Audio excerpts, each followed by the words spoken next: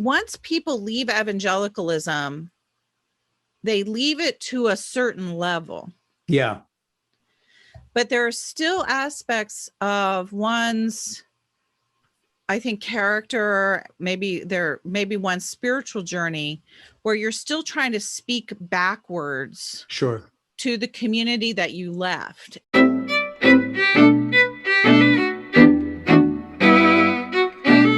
So where are you sitting right now? This is my office. Yeah. I don't know if you get my newsletter or not, but my newsletter is called The Cottage. Yes. And this is actually the cottage. So it's a little 10 by 15 foot building that Richard and I built in the backyard about 12 years ago, probably. Good. And has all my books, and this is where I write. And there's right in front of me, and you can probably tell because my face is really lit. That's all natural light. And nice. There's a whole bank of windows that's just looks out over my garden. And Lovely. So right now the beans are growing and the peas are coming up and the tomato plants are out there. So this is where I work, the cottage. Good. Well, let me introduce you, because we're sort of going live at this point. I am talking today with an author of a new book called Freeing Jesus. And that's a friend of mine, Diana Butler Bass, who is also an academic and a professor and has done many things, but we're going to talk about her. This is the book. I don't know if you can see how many pages I've turned down here. Do you see? Oh my gosh. Yes, I read it. You did. I marked many places, and I wanted to start today before we get into the discussion by asking you about yourself a little bit, and then I have a passage. I like, when I read a book, to try to find a paragraph or a line or two that I think in a way is where the essence of the book lies, where the writer has managed, not even intentionally to summarize, but somehow it's like, okay, this is what this book is about. And I picked a passage, so you'll be interested. It is on page 199. So it took you 199 pages to finally get there, but you did. No, I'm only kidding. But I'll read it to you in a minute. But before we get in there, for people who don't know you, we both come from evangelical backgrounds. We both sort of left them and also retained elements of faith in our life in terms of looking for meaning and what we've derived from this. We're going to talk about your book in some depth here, but why don't you, the book has a little bit of a thumbnail about your own journey, Diana, as a human being, as a person raised as a Christian in evangelical Christianity. A little bit of the PTSD, I guess, you've suffered coming out of that, and it's a lifelong journey and battle. I want to get into other elements of the book, but why don't you give me a thumbnail history of your life as just a human being and someone who has walked this path of faith, but at the same time really left the charted, safe territory that you grew up in and made other decisions. Can you just give me a thumbnail of that? Because otherwise I've got to try to reconstruct your life from the book, and I think you know more about it than me. Yeah, thanks. I think one of the differences between the two of us and something I think, fuels the energy, when we talk together, is that my background is a little different from yours. Mm-hmm. I was raised in a fairly conventional Methodist family. Right. I was born in 1959, lived in a heavily German immigrant neighborhood in Baltimore City. And so my first experiences of church were of a fairly, what I would call sort of 1950s, 1960s, generous, mostly theologically liberal, but still somehow culturally conservative Protestantism that was very typical in the middle part of the 20th century. And so that's where I started. But when I was 13 years old, my folks moved from Maryland to Arizona, and they broke ties with the Methodist Church, and they were pretty young. They were only in their 30s, and they sort of went off on their own sort of spiritual and personal journeys, leaving us kids. I had a brother and sister, to our own devices. And it was at that point, as a young teenager, when I fell into evangelical Christianity and chose it for myself. Yeah. And that became sort of the next stage of my life through my teen years and early adulthood. And what brand of evangelicalism was that, the beginning for you? What did you fall into, as you put it? The church that I joined in Scottsdale as a 14-year-old was a church called Scottsdale Bible Church. And then it had about 300 members. And now I think it has 20,000. Oh, okay. They were doing all right. It's a giant mega church now. Yeah. And I almost every time I go back to Scottsdale, I just sort of drive onto the campus and I look at it and go, wow, it's got a seminary and all kinds of stuff. But it was a pretty, it was a church that at its very beginning was deeply shaped by Dallas Theological Seminary. Sure. And so all of the first things I knew of evangelical Christianity was what I would call, it was more open than fundamentalism, but less open than some other parts of evangelicalism. Yeah. So it's kind of a hybrid of the two. And yet everything was about the end of the world and dispensationalism. And I can remember sitting in church, having grown up Methodist with 10-minute sermons. And there was this one time the pastor of our church preached a 55-minute sermon on less than half of a verse from the book of Chronicles. And I can remember as a teenager just being completely astonished by this. And so that's where my first exposure to evangelicalism was in that tradition, but it was also the 1970s. So it was kind of the beginning of Christian rock, and my friends and I would go to Young Life and Christian rock concerts. And I heard, like Larry Norman and Keith Green and Randy Stonehill and kind of these classical rock, the people who really founded Christian rock and roll in concerts and churches all over Phoenix. And then I went to an evangelical college, Westmont College in Santa Barbara, California. Yeah. And then I went to Gordon Conwell Theological Seminary. And that's where we first met. Although I remember you and I met there. Yeah. Yeah.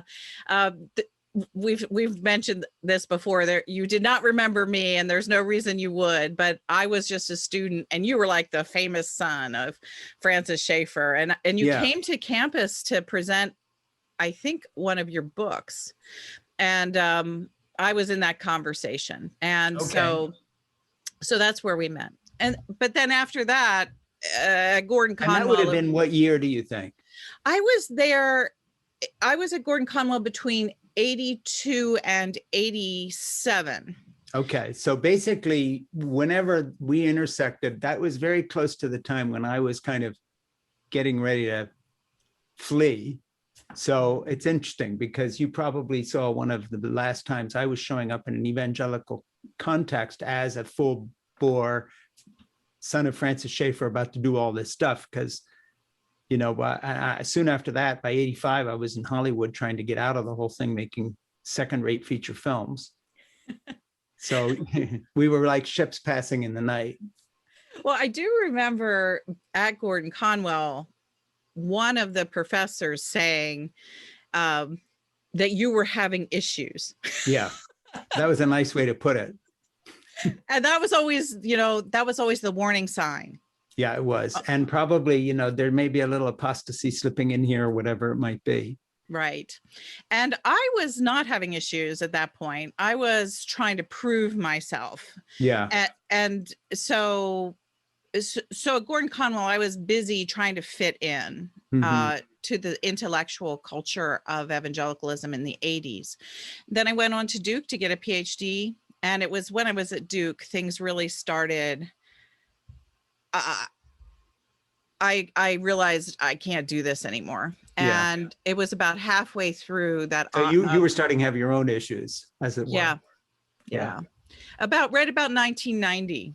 Yeah. And it's funny because it's Pride Month. And one of the big issues that was one of my first moments of, and I don't write about this in Freeing Jesus just because it didn't fit the narrative, but it is part of the story.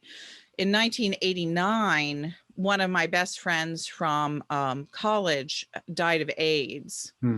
And he had kept the fact that he was gay secret from all his friends. And we just literally didn't know until his funeral. And so the shock of being at this church in San Diego and having half of the people there be this sort of these evangelical young adults, and the other half being people from the Pride community in San Diego. And I can remember us sitting across, from one another at the church, and people were going like, I had no idea that those people existed. And that whole event just really was one of the pieces of my worldview that began to question a lot. Make things shake up a little bit. Yeah. And so no, go ahead. I was just going to say, I understand that. So the book proceeds basically in those three movements, growing up United Methodist, this extended journey that I had within evangelicalism, especially in the 70s, 80s, and early 1990s. And then having to leave that and becoming the person I've become. And that's, that's and how if you fast forward to this moment, and then we'll get into the book. And let me just pause here to say, again, we are discussing with Diana Butler Bass her new book, Freeing Jesus, which I was showing her earlier. I have, what do you call that when you fold pages over and ruin books? What is that? I always call it dog-eared. Yeah, dog-eared. When I have dog-eared the whole book from one end to the other and marked a lot of passages. But we'll get into the book in a little minute here. So on the personal side, all right, somewhere in this, that's the theological journey. What about the personal journey in terms of relationships and where you live and the stage of life? And who do you hear from most by email when that was still being used? I hear from a lot of people who came out of an evangelical background and are trying to grimly hold on to something or other, not sure what, because, a bit of a lightning rod for that. And I know you are too, but talk about yourself personally for a minute first. This is Frank Schaeffer. We're live here on YouTube, and this will be on Facebook and also as a podcast with my friend Diana Butler Bass, and we're discussing her book, Freeing Jesus. So can you do a little more of the personal raconteur about your own life outside of theology? The fun part about that story that I was just telling you, and then I landed here, in the 1990s. And where I landed is I wound up getting remarried. I had been married to a person who was very evangelical, my first marriage. And then I got remarried, and I married this guy who was a liberal Presbyterian. And we are celebrating our 25th wedding anniversary this year. We're in our early 60s. I'm 62, and today's actually his birthday. He turned 66. And what's his name? His name is Richard. So happy birthday, Richard. Yeah. And we have a stepson. I have a stepson. I have a beautiful daughter. And it's in the context of that remarriage that I really shifted my work over toward writing more about mainline churches. And so in the last 25 years, having gotten remarried and finding myself in different kinds of churches and raising two fairly liberal millennial kids and all this kind of stuff, my work got associated with liberal mainline people. Yes. And so for the longest time, you asked me about my email, who sends me email. On a daily basis, my email for years and years and years would be all mainline clergy, mostly people who were worried about if their churches were going to survive, if their denominations were going to survive. People kind of forgot that I had this sort of evangelical background. And it's only recently that I've started to sort of reclaim that. And, sort of the more personal stuff is that, I love art. I love gardening. I love to read. I love to travel. I just, when you speak, you're out on the road quite a bit. I am. I know you and I cross paths sometimes, I guess most recently a couple of years ago at the Wild Goose Festival that we've both been to. And I'll be down there again this autumn, having missed last year because of COVID. And I'm wondering, what would you say is the sort of typical venue where you speak, and how often are you out on the road these days? Or aside from the COVID anomaly, I mean, in regular life. Yeah, pre-pandemic, I was putting 100,000 miles per year on United, and that would take me to I think that probably 3/4 of my work was in mainline churches, and so Yeah. nearly I'd say probably half of the weekends of the year I would be out in some Presbyterian, Lutheran, Methodist, Congregationalist church, leading workshops, teaching people, and preaching. And so that was pretty typical. The other third of my life, I might be working in a college setting, teaching at Yeah. a seminary, leading a retreat, just all kinds of different type venues where Yeah. people are interested in spirituality, changes in spirituality. Before the pandemic, I was doing a lot of lecturing on religion and politics, which is something I enjoy. Sure. So that's the kind of thing that I've been doing, just traveling. Yeah. Did you find, with the Trump years, because of the white evangelical base that essentially was the underpinning of his entire presidency, you can take Vladimir Putin out and you can take the militias out and you can take Fox News out, but what you can't take out of the equation is the evangelical community. They kept him president. 70% of them say the election was stolen. They sort of going with the big lie. I found, and I'm asking you what happened to you, that, I had sort of seen a lot of my own work in this area almost in the past, like, okay, that was then, and now we're moving forward and Hillary will be president, and, this part of my life is over and I'll do some other things. And of course, after the presidency of Donald Trump, to put it very mildly, the evangelical movement is front and center in the news, and very much part of the American mix, because without it, there is not a Trump Republican Party. That is right. Trump Republican Party, led by people like Ralph Reed and Franklin Graham and others who I knew well growing up as part of the community. How did that affect your, I won't call it a ministry, but your public persona? Because surely you're getting asked about this just like I've been. Why is this happening? How is this possible? Who are these people? What's this got to do with being evangelical? Just talk about that a little bit. Well, I think the first way that it began to have an impact on my work was that before Trump was elected, it was very clear that things were going wrong within evangelicalism. And over the course of the last 12 years, I would say every single year when I was out on the road, more and more people would come up to me, I was speaking at First Congregational Church and wherever, Nashua, New Hampshire. And they would say, I used to be an evangelical, but I've left. And they almost always said that they left for some political reason, that their church had decided that you couldn't be a Democrat and still be a Christian, or a lot of stuff about women's issues and gay issues were and it was very clear that there was this stream of people that was flooding out of evangelicalism, and some level of them were coming toward mainline churches. So I started running into those folks on the road.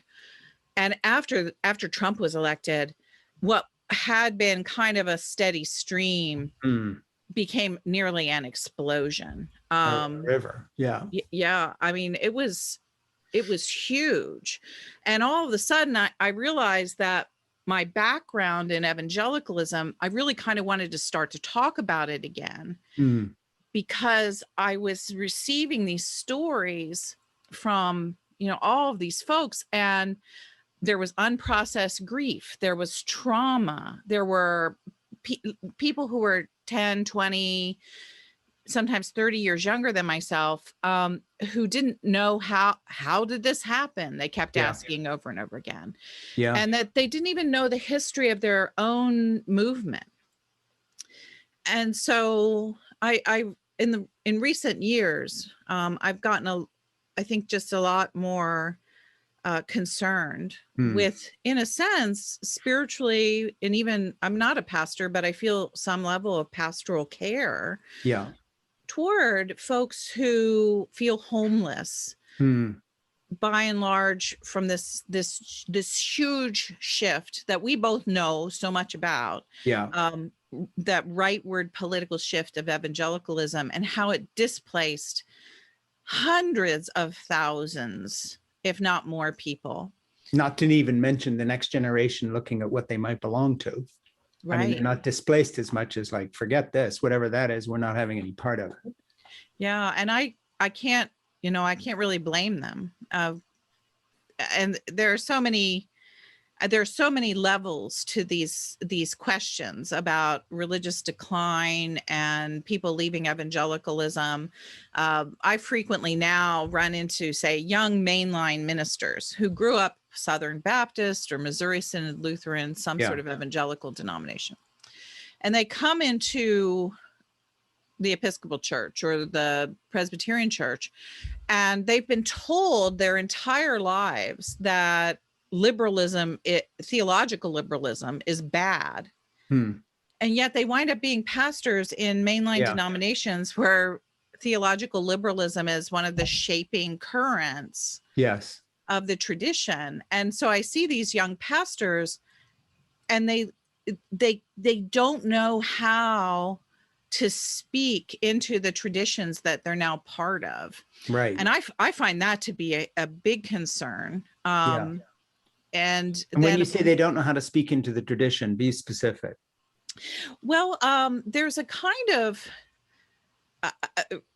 it's really interesting that people have left evangelical settings because they disagreed with politics. So they disagreed. They thought that women should be able to be ordained.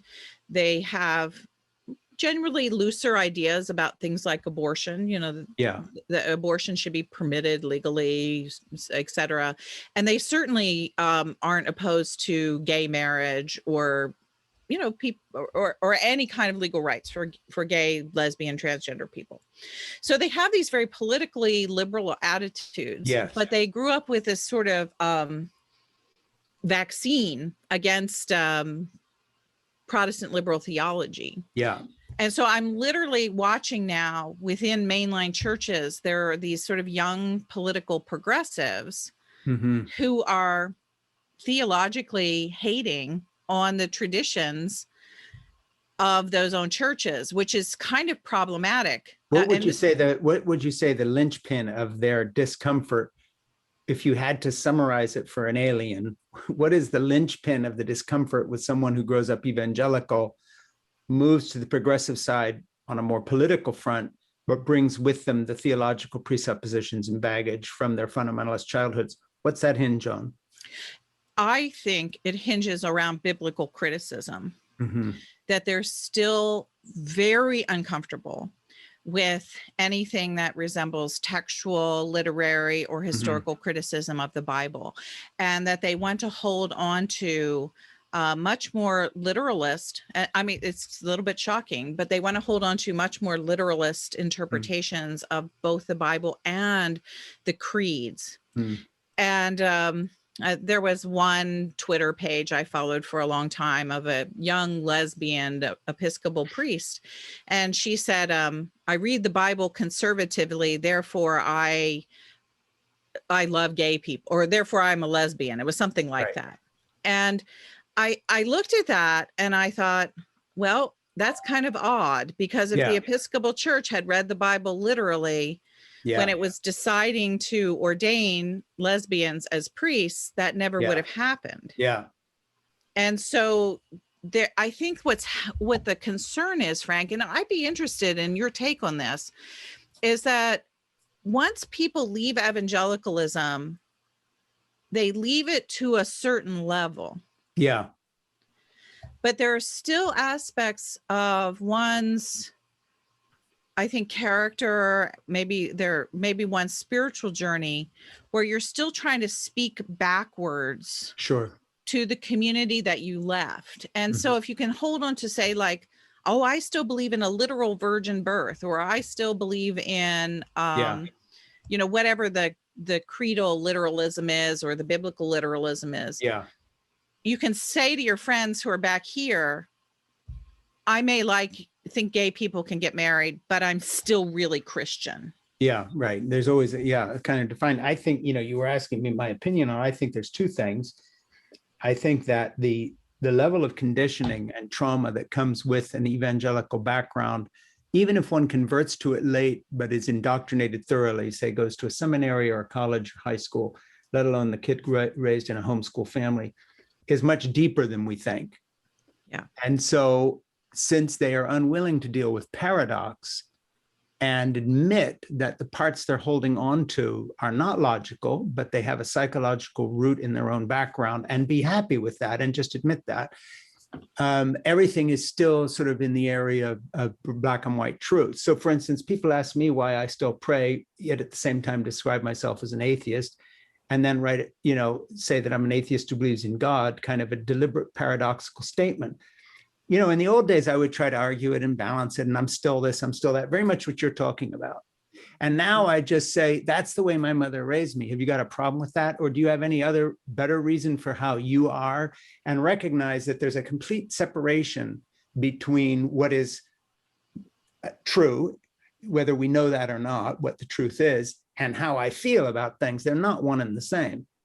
So what you bring with you from your background, once you understand that that's your personal baggage, but it is not a system of thought that makes sense. It's paradoxical, but somehow there's some peace in recognizing that, rather than trying to make this all still fit together. But I think there's another reason, and this, forgive my cynicism, and that is, I think a lot of people who earn their living from things that are related to theology, present company accepted, also are looking sometimes where the book sales are, the fire is, the salary, and they look at a diminishing kind of return on liberal theology in terms of numbers and churches filled with graying heads and generational passage, and they say, well, where the action is in that 20,000 member mega church that you used to belong to.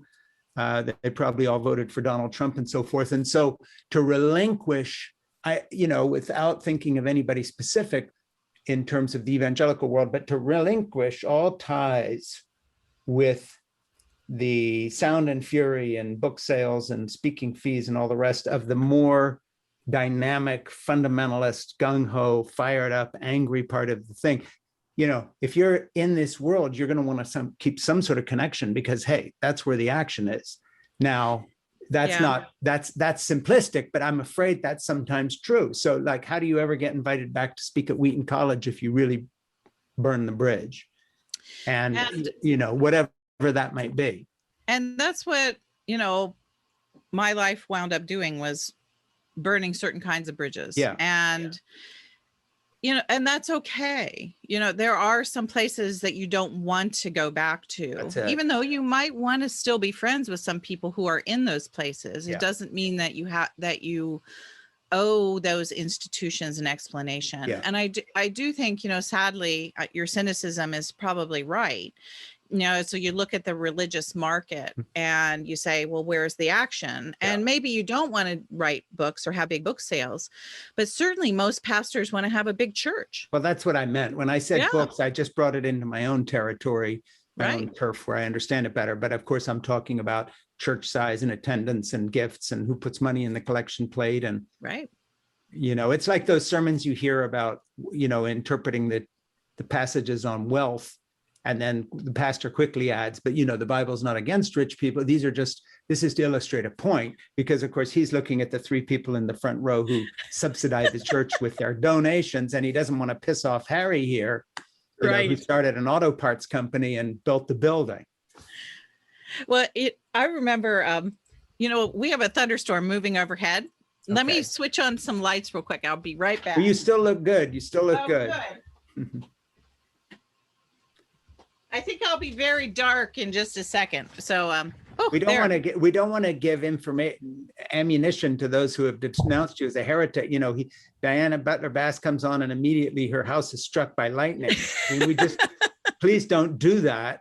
because it's going to, that's the bit that's going to go viral. I think I'll be okay. All right. What I was going to say was, there was this thing that happened to me a long time ago. Yeah. And it was, I grew up in a world where when I looked at speakers, like, these big conferences I went to in college, the Urbana missionary conferences. Yeah. And I saw people speaking at those and I thought, oh, that's what I want to do. And you see a speaker in a room with 18,000 college students. And there was a sense that they were going to, take over the world. There was power in all those numbers. Sure. And everybody read those books and we knew their names and there was a kind of real Christian celebrity about it. Yes. And I thought that's something I would like to do. Yeah. But years later, after I'd left evangelicalism and I was writing mostly about mainline churches, I was presenting one of my very early books to the United Church of Canada. And we were at this lovely conference center up in the Rockies in Canada. And there were a good number of people there, maybe 200 people, 250. And this one pastor walks up to me and she says, Diana, I got to tell you how much I love this book. This book has changed the way I see the whole world. It's a revolutionary way of looking at congregations. As a matter of fact, I went out and I bought copies for every single person in my church to read. Yes. Yeah. And I don't know what my face looked like, but she realized, she said, oh, but I don't want you to get too excited because, I'm having visions of the New York Times bestseller list. Yeah. And she said, I don't want you to get too excited because there are 14 people in my church. Yeah, that's like, we're talking a book club here. Right. And, I remember standing there at first going like, 14 people.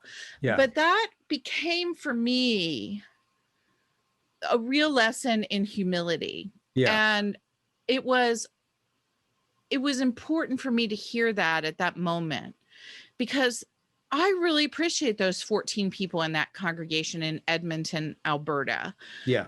I still remember where the church was. I remember what the pastor looked like, and that they would spend time in their tiny church with my words, and that my words meant something about their thinking about the future and what their faith meant to the world.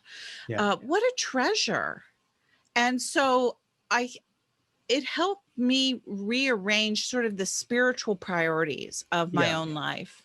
And so you ask, where are you now? And that's the universe I live in. I live in a universe that's smaller, that doesn't think as much about celebrity. As a matter of fact, it kind of looks a little askance at it. And recognizes that oftentimes the most beautiful and surprising things happen in ways that the culture doesn't notice. Yeah. No, I totally get that. And it very much mirrors my trajectory in terms of when I think about the stadiums we used to speak at when we took the seminar series, How Should We Then Live, and whatever happened to Human Race out in Grand Ole Opry and, New York and all this stuff. Let me switch gears here for a minute and just reiterate what we're doing. We're talking to Diana Butler Bass. Her new book is Freeing Jesus. I have read it, and I want to jump to a quote on page 199 that I think summed up to me what the book is about. Now, that's a big statement, but I'm going to read it to you. Faith often needs to become more complex before it can become clear again. That sounds paradoxical, perhaps, since we typically define faith as surety. Although it took a couple of years and much wrestling, I came to admit that Christianity itself, as a human story, is profoundly flawed, shot through with all the sins Jesus condemned. Much of its tradition is an exercise of power, and its institutions are far from perfect. Knowing this, I learned that faith must be cloaked in humility and open to honest criticism about where the church had gone wrong. And as a historian, I experienced a kind of graciousness that arises from knowing that in a century or two, we will probably be shown to have contributed to some great injustice or really stupid idea that is invisible to us now. I let go of the need to be so darn certain about things. And as far as I was concerned, I would have put that on the jacket, because I think that's the book. Well, thank you. And And I it's think good.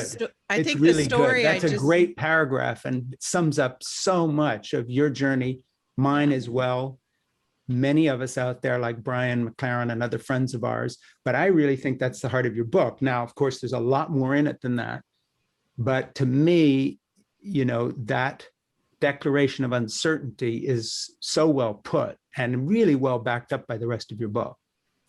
Well, I think that the story that I just told about the pastor in Edmonton, it really feeds into that. I mean, I didn't plan to tell that. You didn't know that I was going to tell that story. And I had that passage picked out, but as soon as you told that story, I went right to my little thing here. And I do think that that's the thing that I've learned most about Christianity, is that at its best, it is an incredibly humble set of practices. Yeah. And even a set of humble beliefs. Yeah. And the book,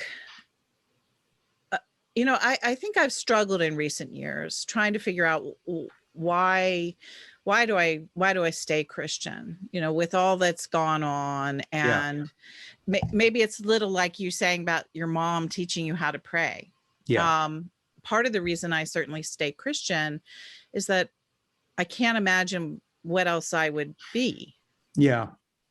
And maybe that's just kind of a failure of my own theological imagination, but it is who I am. It's the oldest language I know. Yeah. And so I have embraced that. And the second part of that is around the person of Jesus. Because I think I could legitimately be who I am, in some ways be Jewish. Yeah. Because the values and the ways that I think I see Christianity are very in line with the ways that rabbis who are friends of mine see their tradition. And so, I've one time I did actually say to one of these friends, I said, oh gosh, I think all the time about maybe I should be Jewish. I wish I was Jewish. It would be maybe easier. And he goes, well, it wouldn't be easier. But he said also, you follow Jesus, right? And I said, yeah. And he said, well, he was a great rabbi. Just follow him. You'll be fine. Yeah. And that was a gift when he gave that moment to me, because it reminded me that really central to Christian identity is the person of Jesus. And so if I retain Christianity, somehow I have to retain Jesus. And I wasn't entirely sure how to do that in recent years. And that's what this book becomes. It becomes a journey into developing a much more layered understanding. I found that, of course, that's what the book is about. But the point it makes in the end, I think, is the one that I just read. But yeah, I think you're right too, actually. Yeah, my sense is that I just want to look at something here. This kind of sums up to me, your own journey to the book. And this is on page 55. Over the years, I have wrestled with scripture, argued and learned from different colleagues, preachers, and scholars, and settled into an understanding of the Bible as a collection of inspired and extraordinary texts that rehearse the spiritual experiences of two ancient faith communities, Jews and Christians, and all the tensions, conflicts, and struggles within and between them. My friend, Bible scholar Peter Enns, describes this much more simply. The Bible is ancient, ambiguous, and diverse. Like him, I have come to experience the Bible as, quote, an invitation to join an ancient, well-traveled, and sacred quest to know God, the world we live in, and our place in it, end quote. I wish someone had told me that in confirmation class. I am certain I would have understood that at 13, or rather, yeah.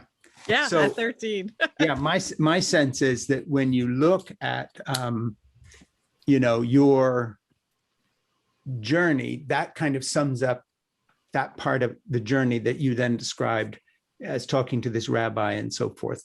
And I think that's, succinctly sums that up. But I have a question for you that came out of a discussion I had with someone I interviewed the other day, the musician and composer Moby, who is also, a well-known musician. And if you get a chance, you should watch that interview, because he is wrestling with these same questions. And he talked about Jesus as much as if he had been, having written theology instead of,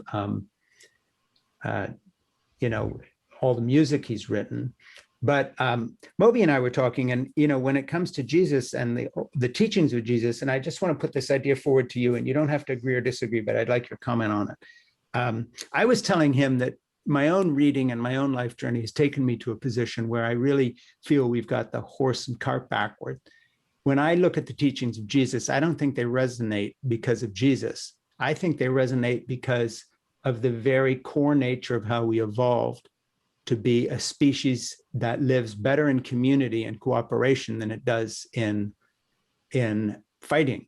And that, you look at the teaching and the writing of evolutionary scholars and evolutionary psychology and biology these days, and you find that they've moved from this survival of the fittest idea that people like Dawkins put forward in his book, The Selfish Gene, to a new place where the phrase now that has a lot of currency is the survival of the friendliest.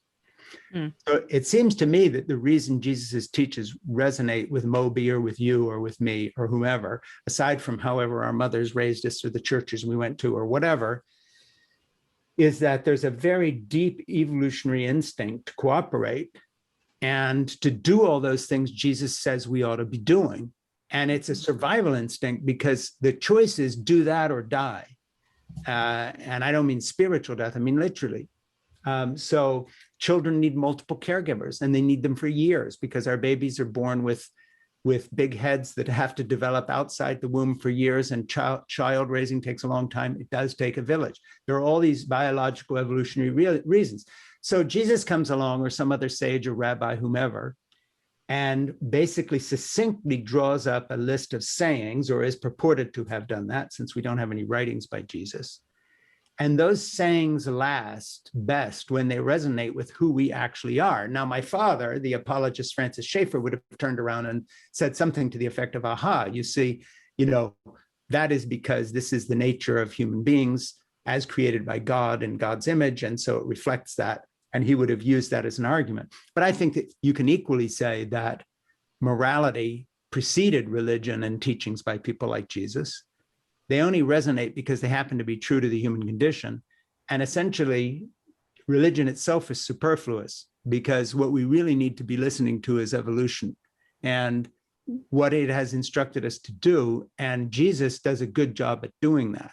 Now, I'm not saying that's entirely my view, but I just want to throw that out to you because I respect your brain and I want to hear from your brain. How does that strike you if we were having this conversation over a drink in a bar? Oh, gosh. I could use a beer right now, I think. Yeah, okay. Well, you're allowed to have one, Sometime in my cottage, there's not. If you want to take a break and go to the fridge. I've still got a grandchild to care for this afternoon when we're done. So I'll wait and have my drink later, but you go ahead. Well, I think that the way that you point out this passage about me reading the Bible and Right. what my friend Pete N says about the Bible. And part of the way that I understand the Bible is that it is a collection of experiences, of insights, of wisdom, of people trying to deal with questions just like this. And my sense is that the major narrative arc of the Bible is that here were these people who understood God in a certain way, that the Jews, the ancient Hebrews, and they were looking around, and it seemed like they were losing out actually in history, and that the bad guys, the Babylonians and the Egyptians, who lived on either side of them, that they were the people who, potentially were like the winners of history. And so they have a question, it's like, well, wait a second. Yeah. What does this mean? And so in that act of ritual and reflection that they did over a time, that they came to the conclusion that we were created for community, And that's the garden story, and Adam and Sure. Eve and the animals, and God walking around with Adam and Eve, and everything was harmonious. Mhm. So we were created for community in creation, and then something happened. And the thing that Jews, of course, think happened is that we encountered this idea of conscience. And as soon as you encounter the idea that human beings have a conscience, which is the the tree of life, the tree of good and evil. Sure. And so as soon as you have this idea that there's conscience, then you understand that human beings have choices. And so whereas before it was all harmonious, now all of a sudden somehow we had choices to make between Mhm. good and evil. And you get to Genesis 4, and what happens is the sin is not that they ate the fruit and had conscience, that Mhm. the fruit gave them the capacity for this moral choice. Yeah. And you get to Genesis 4, and that's where the word sin first occurs. And what is the first sin? The first sin is violence. And so the biblical narrative itself teaches us that the abuse of conscience, Mm. that our ability to choose what is not God, Yeah. that will lead to us actually committing these acts of violence in which we destroy our own family, Mhm. the Cain and Abel story. Yeah. And so and as the Old Testament unfolds, you go a little further down into the narrative, and you get to Deuteronomy, and God says to the people of Israel through Moses, I lay before you today two ways, a Yeah. way of life and a way of death. And clearly says you choose. Mhm. And the Ten Commandments, of course, are the outline of the moral way of life. What you're talking Mhm. about is that moral Yeah. consciousness, a way of goodness that creates community, that sustains relationships, that builds people's senses, I think, of empathy, sympathy, compassion, which are things that have built in the human race over time. And this other way, the way of death, that was the way of Cain and Abel, that Yeah. continual choosing of of of doing harm to even your closest family members. And so that the Hebrew scriptures become that story Mhm. between the times in which Israel chose well and the times in which Israel chose badly. Yeah. And so I think the sense that Jesus then enters into that story, and Jesus is always urging people Yeah. to choose well, love God, love your neighbor, Yeah. understand that the poor are blessed. At the end, I love Matthew chapter 25, where Jesus is laying out this, kind of scenario of Sure. judgment. And the people who are ushered into the love and union with God are people who cared for prisoners and took care of widows and orphans, and Yeah. who shared clothes and food with the poor. And the people who go the wrong way are those who have chosen war and violence and being cut off from their neighbors. Yeah. And so that's the story. That's the story. Yeah. But my question and my point, uh, I won't call it a point. My question, that has seemed more obvious to me as years have gone by, is that none of this would have resonated with human beings if the evangelical version of this story that you just told was true. And that was, until the Bible came along and showed us how to be, Right. and until Jesus further refined how to be, we didn't know any of this stuff. That's correct. We needed all of this. And of course, and I'll just throw out a random example. 53,000 years ago, according to the latest studies on this subject, human beings and dogs bonded and co-evolved from there on to the point we now share cancers together. We share the same hormonal structures in our brains and experiences of love. because someone decided that instead of killing all the wolves, we would throw one a bone, and that one drew near to the fire, started protecting that family, and you had this kind of cooperation between canine and human. Before there was writing, maybe before there was language, a long time before anybody had even thought of inventing a god or gods or goddesses or anything else.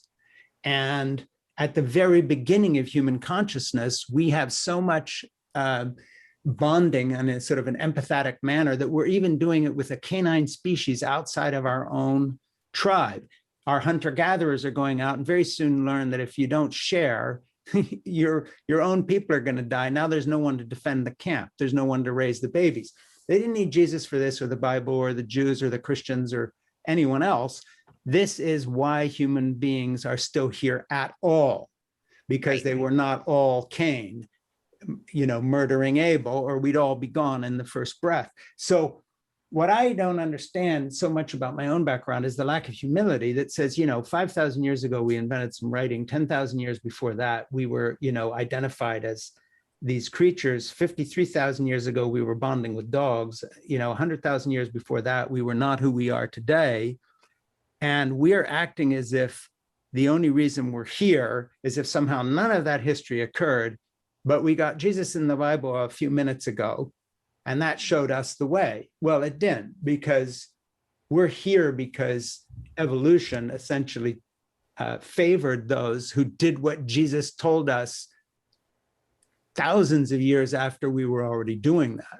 And I think that I was raised on the idea that if we didn't have this book, we wouldn't know any of this stuff. Mothers wouldn't love their children. It would just be war and chaos everywhere. Excuse me. It wouldn't be, because the very process of evolution itself taught these lessons. And the only reason any of this resonates, or I'll put it another way, the only reason any religion survives and becomes a global force is if somewhere in that religion is a nugget of something that actually ties into the reality of who human beings are, which are creatures that evolved to cooperate. Religions that don't go in that direction go the way of Stalinism, and they go away. And so, I just want to throw that out there in the strongest terms and get your reaction to it. Well, honestly, my strongest reaction is I think that there's incredible level what you're saying that is quite correct. I lean now theologically into something that's referred to as process theology. Yeah. And process theologians understand that, creation is very ancient, and that it has been speaking something sacred since before our wildest imaginings. Yeah. And so as a person who looks back beyond the last 2,000 or 4,000 or 6,000 years, just in these biblical monotheistic traditions, Richard Rohr talks about this in his book, The Universal Christ. It's basically, what can you say? Jesus 2,000 years ago, that's like a half of a blink of an eye in the cosmic timeline. And so the idea that there is something built into the cosmos that is about the expansion of compassion. Yeah. I can't prove it, but I definitely trust that there is some, and this is where probably I would have some disagreements with some scientists, but I do trust there is some sort of, I guess, ethical desire that is part of the evolutionary process. And that predates everything we're talking about, and even predates language, let alone theology or any concept of God or anything, by millennia. That's correct. Like a few minutes. It predates all of it. And I think the thing that was getting me kind of riled up as soon as you were talking is, I actually believe that the impulse in some Christian traditions to extinct other religions comes from this. Right. Because if you think about the Christian encounter in the 15th century and 16th centuries with indigenous peoples around the world. Right. You have, and this does not say that Christians were all bad and indigenous peoples were all good, but the question was, here you had these cultures that were untouched by any level of the Jesus story, and any level of monotheism as we would know it. Sure. And yet they were doing those things that you talked about. Mothers love children. They had developed, confederacies of peacemakers in order to protect their societies. Yeah. I mean, all kinds of stuff that was empathetic and compassionate and morally acceptable, while they also had things that were not so good. Because human beings are like that. Human beings make great choices. Human beings make bad choices. But when Christians ran into those cultures, there was no other way. They either had to say that they had to be converted because they got everything wrong.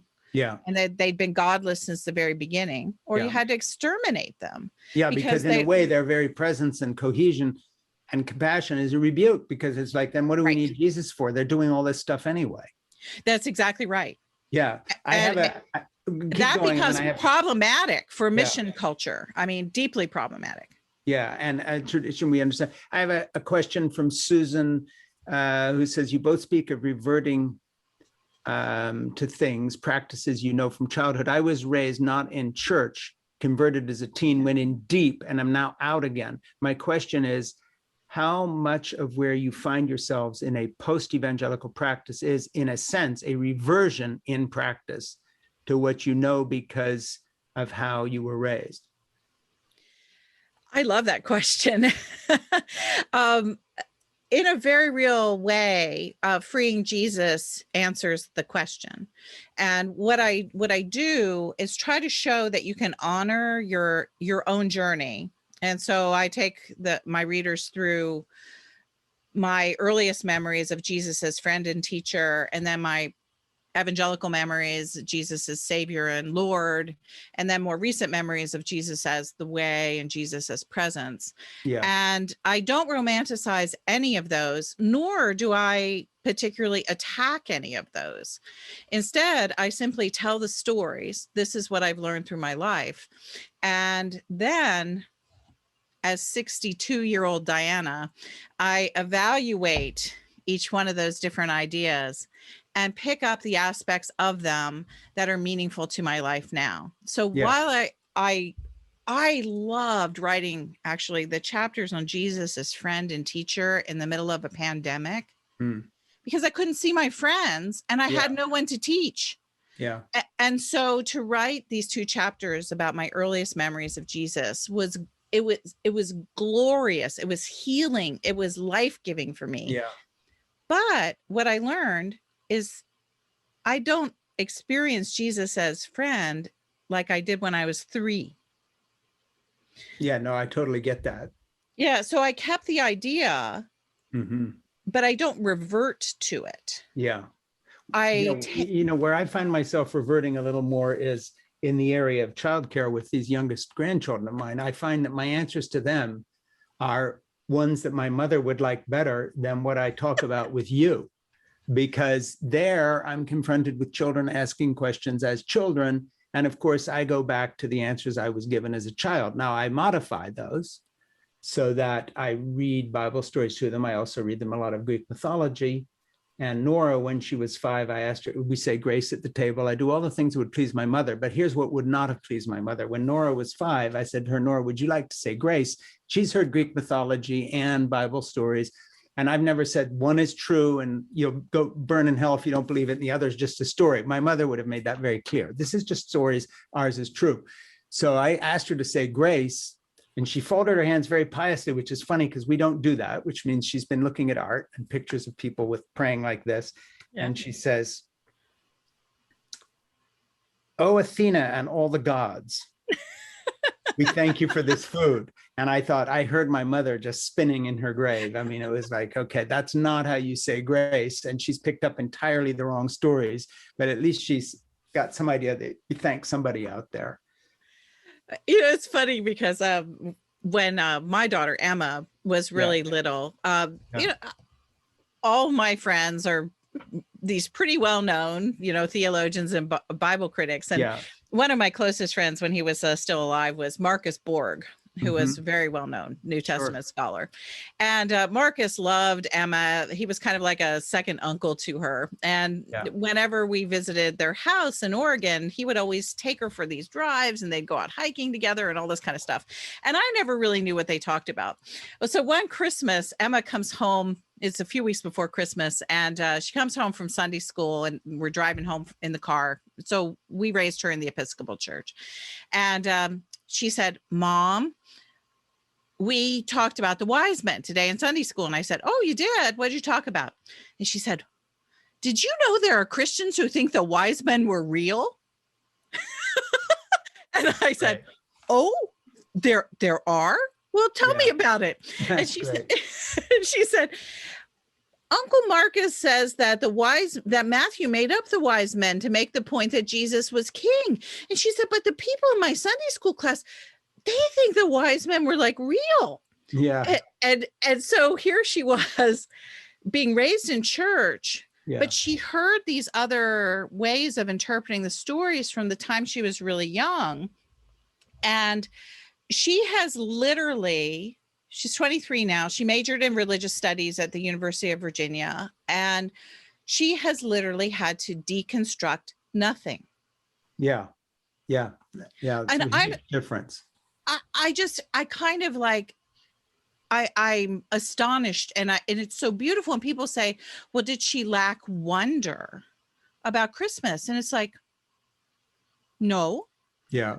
not at all, because the beauty of the idea of a gift-giving God who becomes embodied in creation, that's still communicated amazingly through the rituals and the hymns and the celebration. And that's the point. And we didn't have to clutter it up with all these, these other kinds of things saying, oh, you have to believe XYZ. We were just very straightforward about it and said, these are stories. Yeah. And of course, from my background, the very fact that you could discuss any part of scripture as just, hey, maybe this part's just a story, or they made it up to make a point, would have been like, well, then you're not a real Christian, but that. Right. Okay. So I'm gonna wrap this up, but I want everybody to understand that this is a good book. And Freeing Jesus is really excellent. If you've never read anything else of Diana Butler Bass, I start with this one because it's really good. And I've just read it, so it's very fresh in my mind. I only pulled two of the quotes out, but they fit in well with what you're talking about, weren't they? Yeah, they did. Yeah, they did. That was a nice happenstance. So I'm very glad that you like this book, by the way, because I do like it. Yeah, because I thought I keep you in mind a lot when I write. Thank you. Just because I think your story is so fascinating, and also I think you bear witness to evangelicalism in some pretty important and meaningful ways.